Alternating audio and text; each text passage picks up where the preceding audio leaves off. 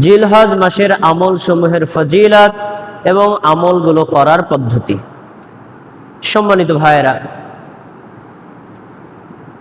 আরবি, বাংলা, ইংরেজি সবগুলো ক্যালেন্ডারই বছর হয় 12 মাসে।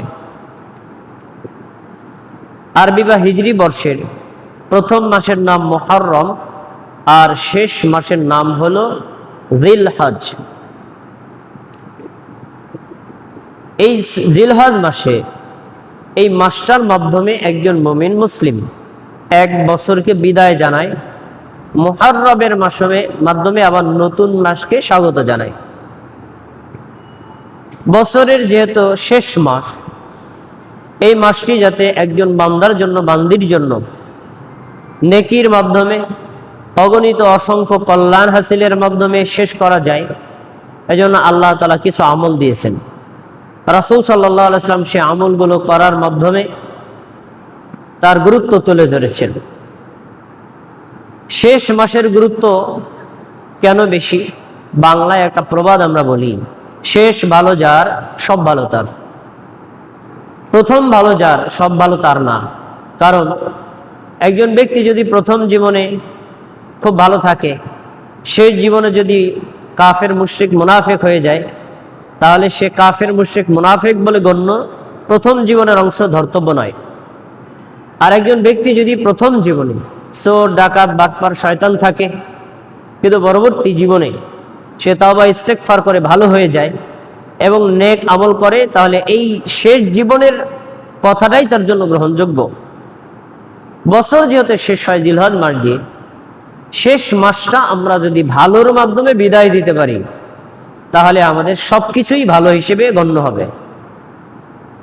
এখন এই শেষ মাসটা ভালোভাবে গণ্য করার জন্য আপনাকে জানতে হবে শেষ মাসে আমার করণীয় কি, শেষ মাসটার গুরুত্ব কি, এবং ওই আমলগুলো করতে গেলে আমার কি কি পদ্ধতি অবলম্বন করতে হবে।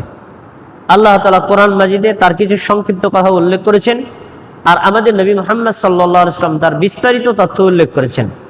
সাহাবীগণ সেগুলোকে নিজে বাস্তবায়ন করে তাবেঈদেরকে শিক্ষা দিয়েছেন। জিলহজ মাসের আমলের গুরুত্ব এবং ফজিলত সম্পর্কে প্রথমে আমরা একটু কোরআন মাজিদ থেকে জানি।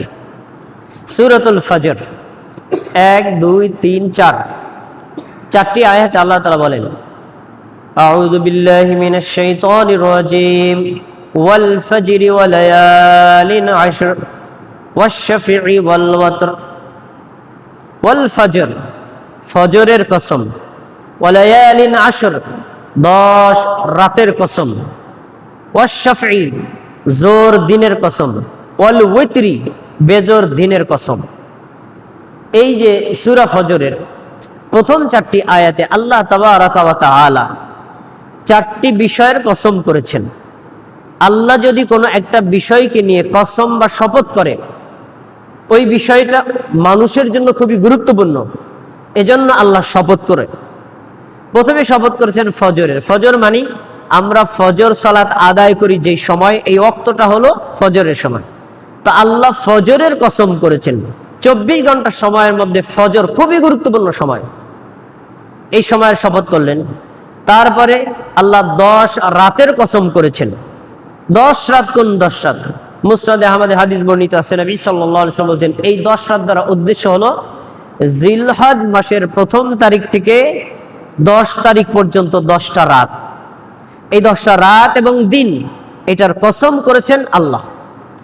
এরপরে ওয়াশ শাফঈ, জোর দিনের কসম। জোর দিন মানে জিলহজ মাসের 10 তারিখে মুমিন মুসলিমরা কুরবানি করে, ওই দিনটা যেহেতু জোরের দিন, এই জন্য ওই কুরবানির দিনের কসম আল্লাহ করেছেন। এরপরে ওয়াল ওয়াতরি, বেজোর দিনের কসম। এই বেজোর দিন মানে কুরবানির আগের দিন, যেই দিন সারা পৃথিবী থেকে হাজিগণ আরাফার মাঠে উপস্থিত হন জিলহজ মাসের 9 তারিখে, ওই দিনটা বেজোর দিন, ওই দিনের আল্লাহ কসম করেছেন। আচ্ছা, আমরা কি পেলাম? ফজরের কসম, জিলহজ মাসের 10 রাতের কসম, আরাফার দিবসের কসম, কুরবানির দিনের কসম। এই 4টি বিষয় কসম করে আল্লাহ তাবারাকা ওয়া তাআলা জিলহজ মাসের প্রথম 10টা দিন এবং রাতের গুরুত্ব তুলে ধরেছেন। এখন প্রশ্ন হলো, এই রাত এবং দিনের গুরুত্ব কি, হাদিসে তার একটু বিশ্লেষণ করা আছে। সহিহ বুখারীতে হাদিস বর্ণিত আছে, আর সুনানে তিরমিজিতে হাদিস বর্ণিত আছে। 757 নম্বর হাদিস, সুনানে তিরমিজি। আব্দুল্লাহ ইবনে আব্বাস রাদিয়াল্লাহু আনহু বলেন, ক্বালা রাসূলুল্লাহ সাল্লাল্লাহু আলাইহি ওয়াসাল্লাম, আল্লাহ রাসূল সাল্লাল্লাহু আলাইহি ওয়াসাল্লাম বলেছেন, মা মিন আইয়ামিন আমালুস সালিহ ফীহিন্না হাব্বু মিন হাযিহিল আইয়ামিল আশর। জিলহজ মাসের প্রথম তারিখ থেকে 10 তারিখ পর্যন্ত 10টা রাত আর 10টা দিনের আমল আল্লাহর কাছে যত প্রিয়, বছরের অন্য কোন দিন আর রাতের আমল আল্লাহর কাছে অত প্রিয় নয়। মানে সুবহানাল্লাহ। আপনি রমজান মাসের মধ্যেও যদি আমল করেন, কিন্তু এই 10টা রাত এবং দিনের আমল আল্লাহর কাছে এত প্রিয়, রমজান মাসের মধ্যের আমলও অত প্রিয় না। এই হাদিস যখন আমাদের নবী সাহাবীদেরকে বলেছেন, সাহাবীরা কাউন্টারে জিজ্ঞেস করছেন, ক্বালু ইয়া রাসূলুল্লাহ ওয়ালাল জিহাদু ফি সাবিলিল্লাহ।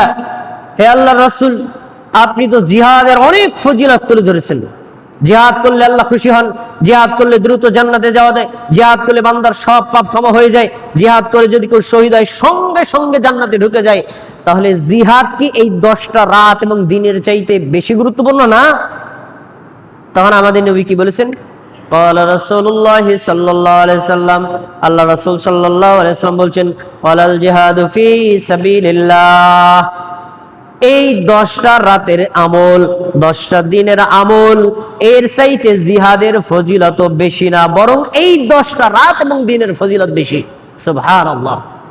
তবে হ্যাঁ, ইল্লা রাজুলুন খরাজা বিনাফসিহি ওয়া মালিহি, ওই ব্যক্তি ব্যতীত যে ব্যক্তি জিহাদে বের হয়ে গেছে, নিজের জীবন নিয়া, নিজের ঘোড়া নিয়া, নিজের সম্বল নিয়া, নিজের অস্ত্র নিয়ে বের হয়ে গেছে, যুদ্ধ করতে গেছে, যুদ্ধ করতে করতে জিহাদের ময়দানেই মারা গেছে, জীবনও ফেরত আনতে পারে নাই আর মালও ফেরত আনতে পারে নাই, মানে লোকটা শহীদ হয়ে গেছে। এই শহীদ লোকটা এই 10টা রাত এবং দিনের আমলের চাইতে বেশি নেকি পাবে, এছাড়া মুজাহিদও বেশি নেকি পাবে না। সুবহানাল্লাহ। আচ্ছা, হাদিস থেকে কি পাওয়া গেল? 10টা রাত আর 10টা দিন, মানে জিলহজ মাসের প্রথম চাঁদ দেখার পর থেকে শুরু করে 10টা রাত আর 10টা দিন, এই 10 রাত এবং দিনের আমল আল্লাহর কাছে জিহাদের চাইতেও বেশি গুরুত্বপূর্ণ। এখন এত বড় ফজিলত, এত বড় গুরুত্ব জিলহজ মাসের 10টা দিন এবং রাতের আমল, আমাদের তো অবশ্যই এই আমলগুলো করা উচিত নয়, করতে হবে।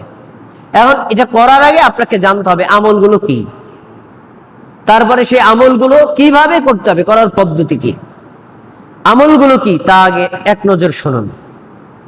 জিলহজ মাসের প্রথম তারিখ থেকে শুরু করে 10 তারিখ পর্যন্ত 1 নম্বর আমল, বেশি বেশি তাকবীর, তাওবা, ইস্তিগফার, জিকির এগুলো করা। আল্লাহু আকবার, সুবহানাল্লাহ, লা ইলাহা ইল্লাল্লাহ, তারপর হলো আস্তাগফিরুল্লাহ, লা হাওলা ওয়ালা কুওয়াতা ইল্লা বিল্লাহ, সুবহানাল্লাহি ওয়া বিহামদিহি, সুবহানাল্লাহিল আযীম। এই জিকির, এই আজকার, এই তাওবা, এই ইস্তিগফার, এই তাকবীর বেশি বেশি পাঠ করা 1 নম্বর আমল। 2 নম্বর, জিলহজ মাসের নতুন চাঁদ দেখার পর থেকে শুরু করে কুরবানি করার আগ পর্যন্ত নিজের শরীরের কোনো পশম না কাটা এবং হাত এবং পায়ের নখ না কাটা, কুরবানি করার পরে কাটা। 3 নম্বর, আরাফার দিবসে সিয়াম রাখা। 4 নম্বর, আরাফার দিবসে আল্লাহর কাছে নিজের পাপের জন্য তাওবা, ইস্তেগফার এবং জাহান্নামের আগুন থেকে নাজাত প্রার্থনা করা। 5 নম্বর, যদি কারো সাধ্য থাকে, সক্ষমতা থাকে আর্থিক এবং শারীরিক, তাহলে সরাসরি বাইতুল্লাহ গিয়ে হজ করা। 6 নম্বর, যদি কারো সক্ষমতা থাকে তাহলে কুরবানির দিনে কুরবানি করা। 7 নম্বর, কুরবানির দিনে ঈদুল আজহার সালাত আদায় করা। কয়টা আমল বলেছি? সবার কথা বলতে হবে। কয়টা আমল বলেছি? 7টি। আপনারা ঘুমাইছেন? আমি না জানলে তো আমল করতে পারবেন না, মনে না রাখলে আবার বলতে হবে, তাহলে মনে থাকবে, এবং মুখে বললে এটা মনে থাকবে, আমলও করতে পারবেন। 1 নম্বর আমল হলো যে আপনি জিলহজ মাসের চাঁদ দেখার পর থেকে শুরু করে 10টা রাত এবং দিনে যে কোনো সময় বেশি বেশি তাওবা, ইস্তেগফার, জিকির, আজকার, আল্লাহু আকবার, সুবহানাল্লাহ, আলহামদুলিল্লাহ এগুলো করা। 2 নম্বর, নিজের শরীরের পশম কাটা থেকে বিরত থাকা, হাত পায়ের নখ কাটা থেকে বিরত থাকা। 3 নম্বর, আবার আরাফার দিবসে সিয়াম রাখা। 4 নম্বর, আরাফার দিবসে নিজেদের পাপের জন্য ক্ষমা চাওয়া এবং জাহান্নাম থেকে মুক্তি চাওয়া। 5 নম্বর, সম্ভব হলে হজ করা। 6 নম্বর, সম্ভব হলে কোরবানি করা। আর 7 নম্বরে হলো ঈদুর দিনে ঈদুল আজহার সালাত আদায় করা। এই 7টি কাজ যে নারী, যে পুরুষ তার সাধ্য মতো সুন্নাত মোতাবেক করবে, আল্লাহ তাবারাকা ওয়া তাআলা ওই বান্দার আমলনামায়, ওই বান্দির আমলনামায় জিহাদের সমতুল্য নেকি তুলে দিবেন। সুবহানাল্লাহ।